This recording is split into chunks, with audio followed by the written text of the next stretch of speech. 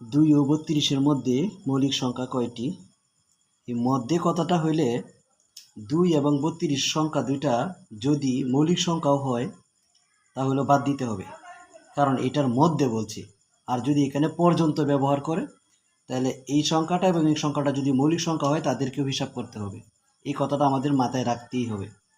তো আমরা এর আগের ভিডিওতে বলছি যে একটা মোবাইল নাম্বারের মাধ্যমে আমরা মৌলিক সংখ্যাগুলো মনে রাখতে পারি 100 পর্যন্ত। তো প্রথম 10-এর ভিতরে আছে 4টি, তারপরের 10-এ 4টি, এরপরের 10-এ 2টি, এরপরের 10-এ 2টি, এরকমভাবে আমরা এখানে 100 পর্যন্ত মৌলিক সংখ্যা আছে টোটাল 25টি। তো এখানে বলছে 2 থেকে 32-এর মধ্যে, তার মানে 2 এবং 32 এর মাঝখানে মৌলিক সংখ্যা কয়টি? তো 2 কিন্তু একটি মৌলিক সংখ্যা, তারপর আমাকে এটা বাদ দিতে হবে। তাহলে প্রথম 4টা থেকে একটা বাদ যাবে, তার মানে আমার থাকবে এখানে 3টি। এরপরে হয়েছে 4টি, তারপরে হয়েছে 2টি, কারণ কি এটা হয়েছে প্রথম 10-এর ভিতরে 4টি ছিল, 3টি হবে কারণ হয়েছে 2 সংখ্যাটা বাদ যাবে।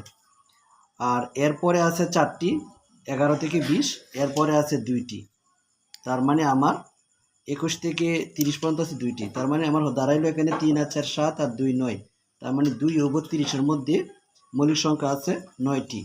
না, এরপরেও 32-এর আগে একটি মৌলিক সংখ্যা আছে, সেটা হচ্ছে 31। কিন্তু আমি এখানে এই 2 নিতে পারতেছি না, কারণ এখানে 31 থেকে 40 পর্যন্ত টোটাল সংখ্যাটা ব্যবহার করা হয় নাই। টোটাল 10 যে সংখ্যা সেটা ব্যবহার করা হয় নাই, তার মানে আমি এখানে নিতে পারবো হচ্ছে কত? শুধুমাত্র 32-এর আগের সংখ্যাটা 31, তার মানে আরও একটি হবে, টোটাল হবে তাহলে 10টি। 4 আর 3 7 আর 3 10, তাহলে সঠিক উত্তর হয়েছে 10।